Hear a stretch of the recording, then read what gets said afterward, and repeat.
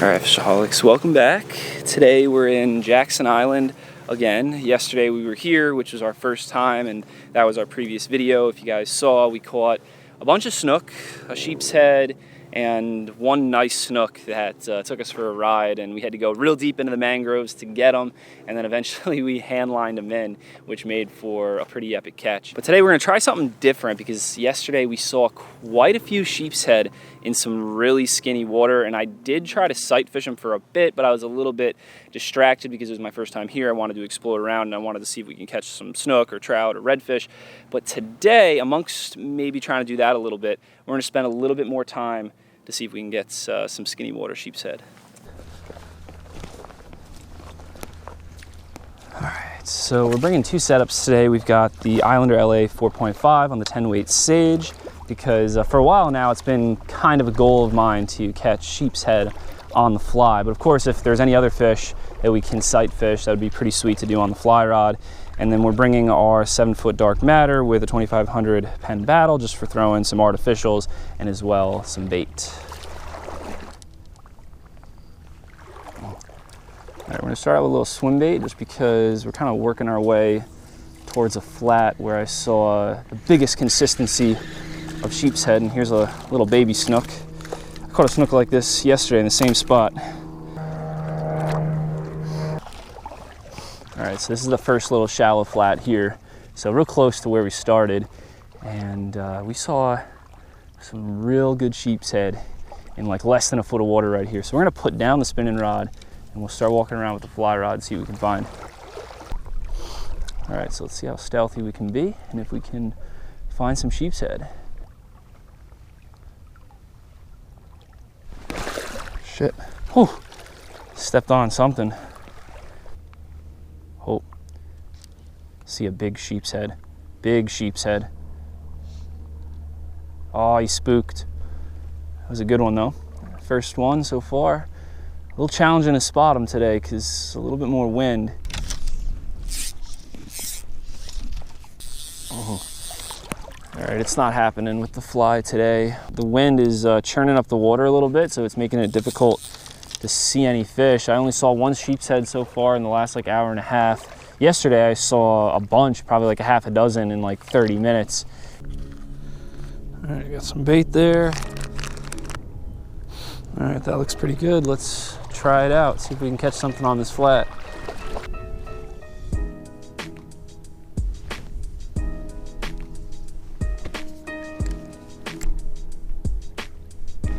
There's a fish. Something small, puffer fish. It's a big puffer fish though. What's up, buddy?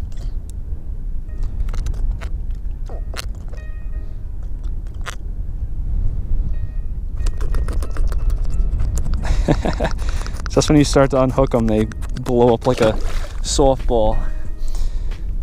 All right, let's put on another piece of bait, see if we can get those sheeps. I know they're here, but it's just getting through the little fish. That's a good piece of bait. Oh, just got a good hit right there. Come on, come on. There he is. Fish on. Oh, man. Another catfish. Dang, man, we're not doing good. All right, I don't know if we should keep fishing here on this flat because we're sacrificing all of our good bait. That looks like a sheepshead right there. Oh yeah, that's a sheepshead, a big one too. Oh yeah, it's a good one.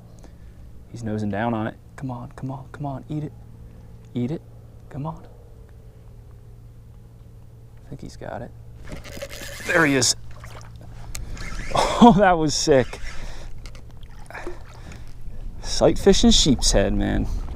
That was so sick. See, the tide's coming up a little bit higher now. So this right here was like inches of water. Now it's at least like a foot, so these fish are moving up a little bit.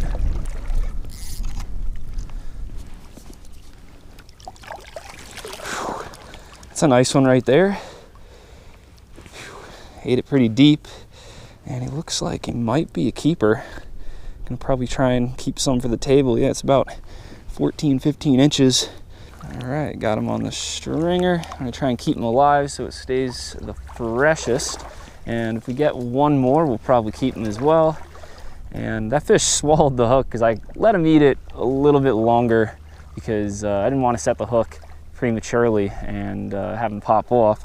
So I just put on another little hook, and it looks like the tide is at a perfect level right now where these fish can't yet go up into that structure.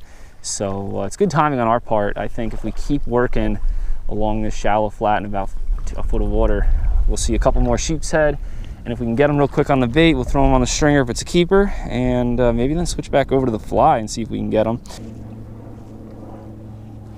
Oh, I see a sheep right now. They stick out like a sore thumb, man. Yeah, that's a sheep. Oh yeah, he's going straight over towards it. I think he ate it already. No, he didn't eat it. What? Ah, he's spooked. Dang. There's one right in there.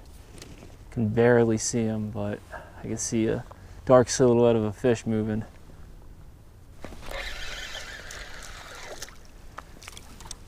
Pinfish. Pretty looking fish.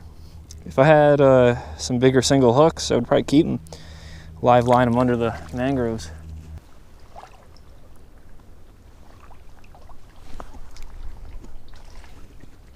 Oh, just spotted a sheep's head way up in there. He just ate it. There he is. Boom. Tide's getting higher, so he was way up in there. That was sick.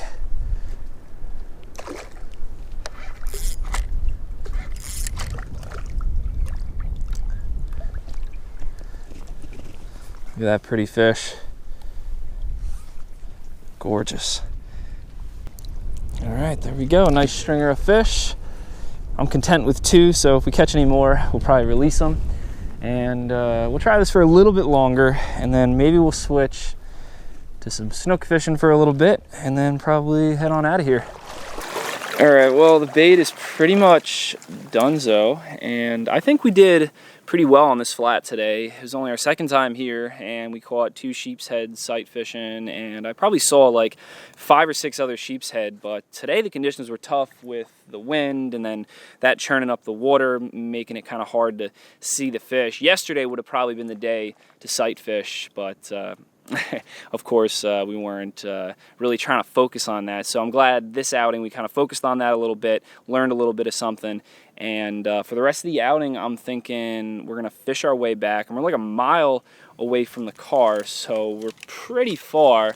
But I don't want to go back to the path and walk along there because I know it's going to be hot and brutal. And especially now that we have fish, I think it would be better for myself and the fish to fish our way back for snook, and therefore then we can keep the fish on the stringer nice and fresh, and then once we get back we'll bleed them and cut them up.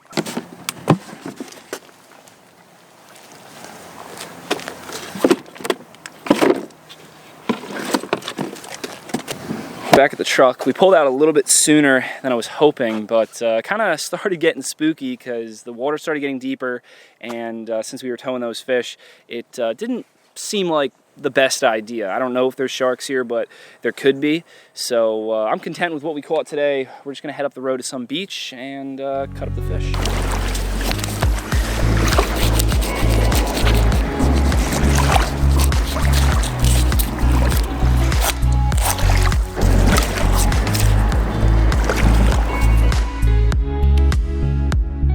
Guys, so there you have it. This is one of the 4 fillets we got from our harvest today, and it looks good. Looks like some nice white flaky meat, but looks like there's going to be a little bloodline through the center. Very similar looking to porgy, which I catch up north. And you guys may be thinking this is gonna be a catch and cook video. Well, it isn't. I'm actually just gonna go to Publix, get some panko and fry this fish up for tonight. It's gonna be a perfect little harvest that we can get, eat fresh tonight.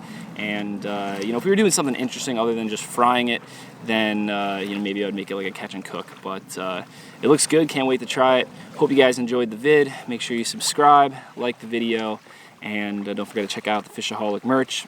And like always, never forget, live to fish, fish to live. And I'll see you guys in the next one.